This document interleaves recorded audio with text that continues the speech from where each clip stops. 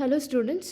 So ఈ వీడియోలో మన టాపిక్ వచ్చేసి second India US strategic dialogue on Africa held in Washington DC.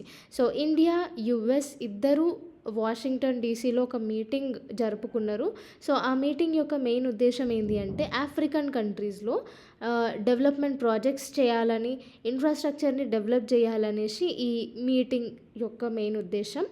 So ఈ మీటింగ్లో వీళ్ళు అంటే ఆఫ్రికా అనేది ఎందుకు ఇంపార్టెంట్ అనేసి ఒకసారి చూద్దాము. సో రీసెంట్గా G20లో ఆఫ్రికన్ యూనియన్ని పర్మనెంట్ మెంబర్ లాగా కూడా యాడ్ చేసుకున్నారు. సో ఇది ఒక మేజర్ మైల్ స్టోన్ అనమాట.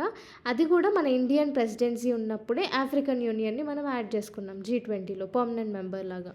సో ఆఫ్రికా ఇండియాకి ఎందుకు ఇంపార్టెంట్ అంటే ఫస్ట్ థింగ్ వచ్చేసి మన ఇండియన్ ఓషన్ రీజియన్లో ఇది మ్యారిటైమ్ సెక్యూరిటీ ప్రొవైడ్ చేయడానికి, ట్రేడ్ని ప్రొటెక్ట్ చేయడానికి ఆఫ్రికా అనేది హెల్ప్ అవుతుంది. ఎకనామిక్ పరంగా ఆయిల్, గ్యాస్, మినరల్ లాంటి న్యాచురల్ రిసోర్సెస్ అనేవి ఆఫ్రికాలో ఉన్నాయి. సో మనము ప్రైవేట్ సెక్టర్, ఇండియన్ బిజినెసెస్కి కూడా మనం ఆపర్చునిటీ ఇచ్చినట్టు అవుతుంది ఒకవేళ ఆఫ్రికాతోని మంచి సంబంధాలు మెయింటైన్ చేస్తే. నెక్స్ట్ ఎనర్జీ సెక్టర్కి వస్తే మనం రిన్యూవబుల్ ఎనర్జీని ఇంప్రూవ్ చేయడానికి ఎక్కువ ఫోకస్ చేస్తున్నాం. సో ఆఫ్రికా లాంటి దేశాలు మనకు తోడైతే ఈ ఇంటర్నేషనల్ సోలార్ అలయన్స్ కానీ ఇట్లాంటి సస్టైనబుల్ ఎనర్జీ డెవలప్మెంట్ ప్రాజెక్ట్స్లో మనం ఇంకా ముందుకు పోవచ్చు. Next south to south cooperation ఉంటుంది ఒకవేళ ఆఫ్రికాతో మనం మంచిగా అక్కడ డెవలప్మెంట్ యాక్టివిటీస్ చేయబడితే.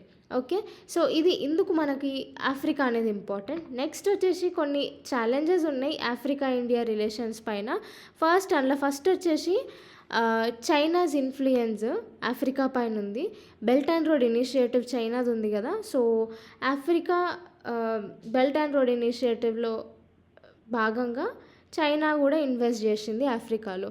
సో ఇది ఇండియాకి మేజర్ ఛాలెంజ్ లాగా అనమాట.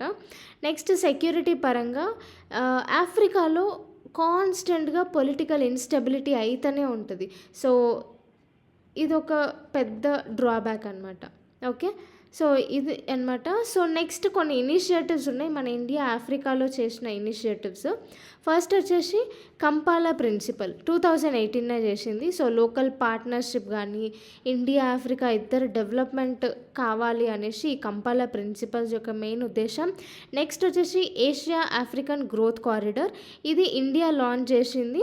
ఆఫ్రికన్ కంట్రీస్ ఇంకా జపాన్ మంచి ఇద్దరు సత్సంబంధాలు బలపరచుకోవడానికి ఇండియా ఈ ఇనిషియేటివ్ని లాంచ్ చేసింది. నెక్స్ట్ వచ్చేసి Indian technical and economic cooperation. So ఇది వచ్చేసి ఆఫ్రికన్ స్టూడెంట్స్ ఇంకా ప్రొఫెషనల్స్కి కెపాసిటీ బిల్డింగ్ ఆపర్చునిటీస్ కానీ ఇట్లాంటి అన్ని ఆపర్చునిటీస్ ప్రొవైడ్ చేయాలనేసి దీని మెయిన్ ఉద్దేశం.